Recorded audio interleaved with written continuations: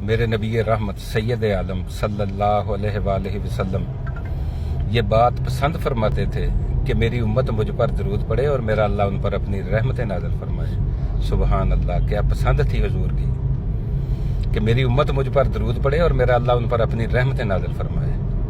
آپ صلی اللہ علیہ وآلہ وسلم نے فرمایا، جو میرا امتی مجھ پر ایک دن میں ایک مرتبہ درود پڑتا ہے، اللہ تعالیٰ اس پر اپنی 10 رحمت نازل فرماتا ہے۔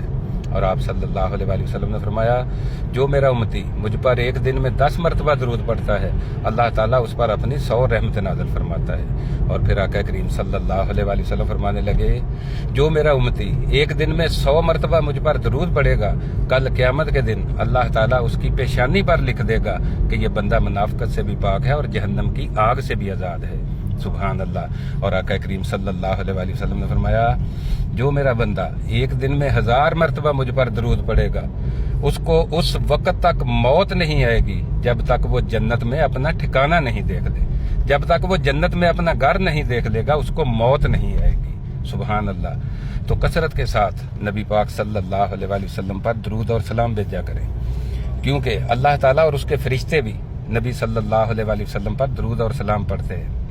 ان اللہ و ملائکتہ یصلون علی النبی یا ایھا الذین آمنوا صلوا علیہ وسلموا تسلیما۔ بے شک اللہ اور اس کے فرشتے نبی صلی اللہ علیہ وآلہ وسلم پر درود اور سلام پڑھتے ہیں، تو اے ایمان والو، تم بھی نبی صلی اللہ علیہ وآلہ وسلم پر درود اور سلام بھیجا کرو۔ آقا کریم صلی اللہ علیہ وآلہ وسلم نے فرمایا، تم دنیا میں رہ کر سکھ کے ساتھ بیٹھ کر مجھ پر درود اور سلام بھیجا کرو۔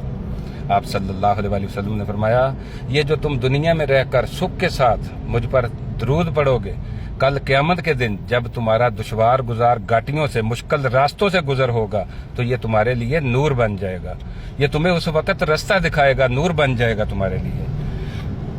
حضور صلی اللہ علیہ وآلہ وسلم نے فرمایا، جمعہ کے دن کثرت سے مجھ پر درود پڑھا کرو، اس دن ملائکہ زمین پر اترتے ہیں، یہ یوم مشہود ہے۔ تو ایک صحابی نے عرض کی، یا رسول اللہ صلی اللہ علیہ وآلہ وسلم، اگر آپ کا وصال ہو جائے کیا تب بھی یہ عمل جاری رکھیں؟